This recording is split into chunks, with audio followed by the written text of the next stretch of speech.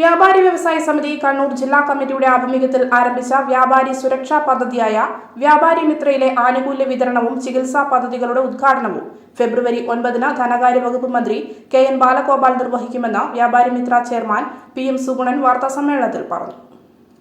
Chamber of commerce ഹാളിൽ 9 12 മണിക്ക് നടക്കുന്ന പരിപാടിയിൽ വെച്ച് ചികിത്സാ ആനുകൂല്യ വിതരണം കെ.വി. സുമേഷ് എം.എൽ.എയും ID കാർഡ് വിതരണം കോർപ്പറേഷൻ ഡെപ്യൂട്ടി മേയർ പി. ഇന്ദിരയും നിർവഹിക്കും.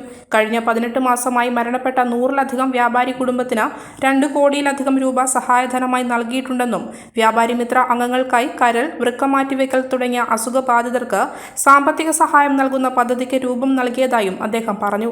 പദ്ധതിയിൽ അംഗങ്ങളായി മരണപ്പെട്ടവരുടെ +2 വരെ പഠിക്കുന്ന മക്കൾക്ക് വിദ്യാഭ്യാസ സ്കോളർഷിപ്പ് നൽകാനും അംഗങ്ങൾക്കും കുടുംബാംഗങ്ങൾക്കുമായി ജില്ലയിലെയും കേരളത്തിനകത്തും പുറത്തുമായുള്ള ആശുപത്രികളുമായി കൈകോർത്ത് ചികിത്സാ ഇളവ് അനുവദിക്കുന്നതിനുള്ള മറ്റൊരു പദ്ധതിക്കും തുടക്കം കുറിച്ചതായി സുഗുണൻ അറിയിച്ചു. Convener K V. Unnikrishnan, vice chairman M A. Hameed Haji, സംസ്ഥാന കമ്മിറ്റി അംഗം കെ. പങ്കജാക്ഷി എന്നിവരും വാർത്താസമ്മേളനത്തിൽ പങ്കെടുത്തു. കഴിഞ്ഞ 2022 ആഗസ്റ്റ് മാസത്തോടുകൂടി വ്യാപാരി മിത്ര എന്ന ഒരു പദ്ധതി വ്യാപാരി വ്യവസായ സമിതിയുടെ ജില്ലാ കമ്മിറ്റിയുടെ നേതൃത്വത്തിൽ ജില്ലയിൽ ആരംഭിച്ച് ഏതാണ്ട് 1.5 വർഷം കഴിയുമ്പോൾ 110 വ്യാപാരികൾക്ക് മരണാനന്തര സഹായം അവരുടെ കുടുംബത്തിന് നൽകുന്നതിന് വേണ്ടി സാധിച്ചു.